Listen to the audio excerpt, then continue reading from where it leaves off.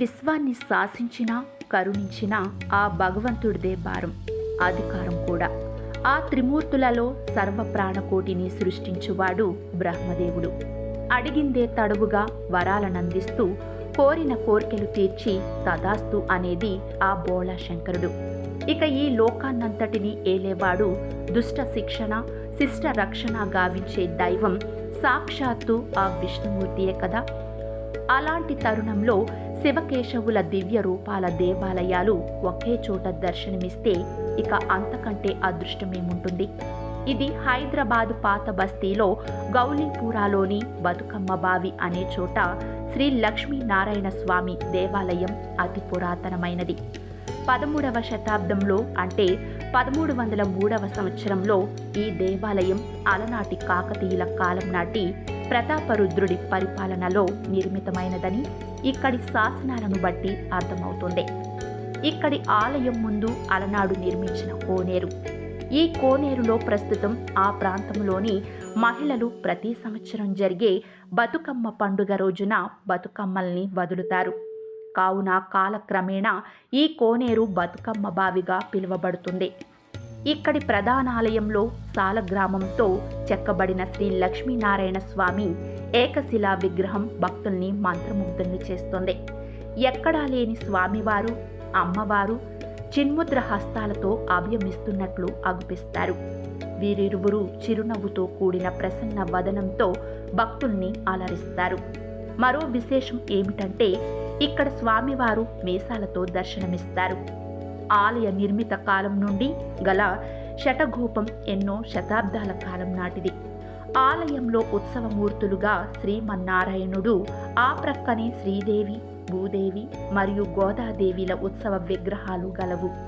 ఇక్కడి అర్చకులే స్వయంగా వండి తయారు చేసిన నైవేద్యం స్వామివారికి సమర్పిస్తారు. ఆనాటి నుండి ఈనాటి వరకు వంశపారంపర్యంగా ప్రధానార్చకులుగా స్వామివారి పూజాది కార్యక్రమాల్ని నిర్వహిస్తూ ఉంటారు. ప్రతి శుక్ర శనివారాలలో స్వామిని తులసిమాలతో అలంకరించి పూజిస్తారు. ఇక్కడి గర్భగుడి పైభాగంలో చాలా అరుదుగా కనిపించే శ్రీచక్రం కూడా నిర్మితమై ఉంది. ముఖ్యంగా వైష్ణవాలయాల్లో ప్రధానాలయం ముందు భాగంలో గరుడాళ్వారుల విగ్రహాలుంటాయి. అలాగే రామాలయాల్లో ఆంజనేయ స్వామి విగ్రహాలుంటాయి. కానీ ఇక్కడి ఆలయంలో మాత్రం ఆంజనేయ స్వామి గరుడాళ్వారుల ఇద్దరి విగ్రహాలు భక్తి తన్మయత్వంతో ఆ నారాయణమూర్తిని తిలకిస్తున్నట్టుగా కనిపిస్తారు. ఇక్కడ పూర్వం రాగితో తయారు చేసిన ధ్వజస్తంభం ఎంతో ఎత్తులో దర్శనమిస్తుంది. ఆలయ గోపురం పై శిఖరంలో సుదర్శన చక్రంతో పాటు ఆలయం చుట్టూ దశావతార విగ్రహాలు కూడా కనువిందు చేస్తాయి. ఇక్కడ విజయదశమి, వైకుంఠ ఏకాదశి, ధనుర్మాసం, గోదా కళ్యాణం మరియు వసంత మాసంలో శ్రీ లక్ష్మీనారాయణుల కళ్యాణం అతి వైభవంగా జరుపుతారు. అలాగే మూల విగ్రహానికి 108 కలశాలతో మహాభిషేకం కూడా చేస్తారు. ఇక ఈ ప్రక్కని శ్రీ శ్రీ శ్రీ రాజరాజేశ్వరి దేవాలయం అంటే ఉమామహేశ్వర శివాలయం కూడా అద్భుతంగా నిర్మితమైన పురాతన దేవాలయమే. ఆలయం ముందున్న నంది విగ్రహం శిరస్సు కొంచెం ప్రక్కకు తిరిగి ఆ ఉమామహేశ్వరుణ్ణి తదేకంగా చూస్తున్నట్టుగా ఉంటుంది. ఇక ఇక్కడి శివలింగం మరకతలింగం. ఇక్కడ స్వయంభుగా వెలిసిన శివలింగానికి భక్తులతో పూజాభిషేకాలు జరగవు. రోజు ప్రాతకాలంలోనే అయ్యవారు స్వయంగా పూజాభిషేకాలు నిర్వహించి తిరిగి మూసేస్తాడు. ఇది విశేషమైన శివలింగం. శివరాత్రి నాడే దీన్ని తెరిచి ఉంచుతారు. చూసేవారికిది స్ఫటికలింగంలా అగుపిస్తుంది. గర్భాలయంలో గణపతి, పార్వతీదేవి, సంతాన మహాలక్ష్మి, విశిష్టమైన శివలింగం భక్తి భావనలు ఉట్టిపడేలా అద్భుతంగా అగుపిస్తాయి. శివరాత్రి రోజు ఉదయమే 4 గంటలకు మహాభిషేకం, మహాన్యాసపూర్వక ఏకవార రుద్రాభిషేకం, రాత్రి 12 గంటలకు విశేషమైనటువంటి కాలంలో స్వామివారి కళ్యాణం జరిగిన సమయంలోనే ఈ స్వామివారి కళ్యాణం జరుగుతుంది.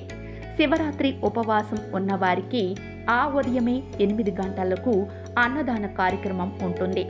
ఆ తర్వాత అభిషేకాలు, పూజలు యథావిధిగా జరుగుతాయి. నాగప్రతిష్ఠ విగ్రహానికి కూడా భక్తులు పూజలు చేస్తారు.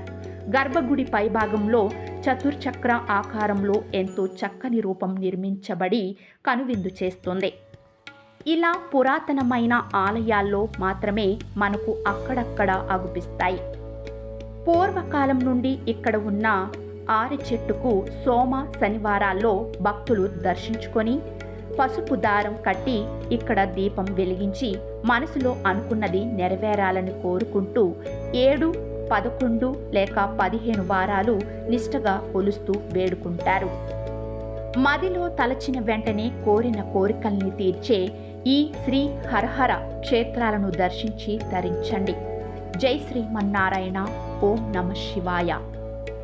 దయచేసి మా వీడియోస్ను సబ్స్క్రైబ్ చేసి, లైక్ చేసి, షేర్ చేస్తూ మీ అమూల్యమైన కామెంట్స్తో ప్రోత్సహించవలసిందిగా కోరుచున్నాము.